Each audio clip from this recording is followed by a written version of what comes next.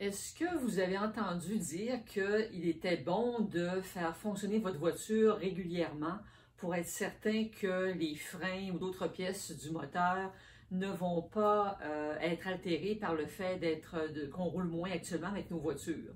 Bien, je pense que c'est important, mais ce qui est important aussi, c'est de s'assurer que votre propre voiture, votre corps humain, lui aussi roule régulièrement. Alors, quand on dit rouler, bien, je vous encourage à marcher, évidemment. Je pense que plusieurs d'entre vous le font.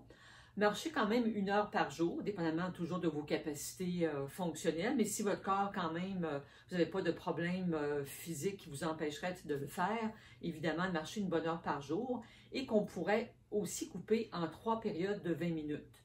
Je vais vous conseiller un exercice qu'on peut très bien faire en marchant dans la rue parce que ça nous prend quand même de l'espace pour effectuer cet exercice-là. Et on parle de l'exercice de la fente. L'avantage, c'est qu'évidemment, quand on est assis toute la journée, il y a un muscle à l'intérieur du ventre qui s'attache à la colonne vertébrale qu'on appelle l'iliopsoas, qui a tendance à, je pourrais dire, rapetisser ou enfin à rester quand même plus contracté le fait d'être assis longtemps toute la journée. Et on sait quand même qu'actuellement, c'est pas mal le cas. Alors, pour exécuter l'exercice de la fente, je vous conseille d'en faire une dizaine. Alors, on compte 10 pas. Alors, je vous le démontre.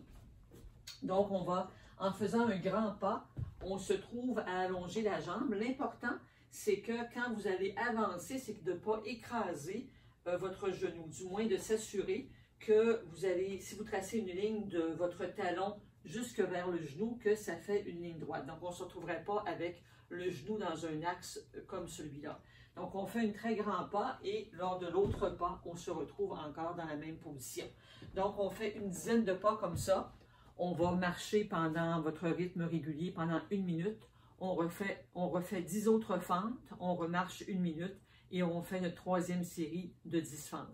Si vous n'êtes pas habitué de faire cet exercice-là, je vous conseille de faire peut-être 5 à 8, 3 fois, ou une première dizaine seulement, et de voir le lendemain quand même si vous avez bien dosé pour voir pas créer non plus de tension et de douleur par la suite. Donc, vous allez à petite dose, tester sur 2 jours pour voir comment votre corps réagit, et par la suite, vous pourrez faire vos 3 séries de 10. Alors, c'est une bonne façon d'allier un bon exercice musculaire qui va vous délier pour les longues postures assises et évidemment qui nous encourage à être un petit peu plus actifs. Et c'est tellement important dans cette période-ci et c'est toujours important en tout temps. Je vous encourage à aller vous inscrire à l'infolettre si vous ne la recevez pas déjà. Je vais le répéter souvent parce que vous allez recevoir un résumé des outils que je conseille durant la semaine. Alors, bonne marche, bonne fente et bonne inscription.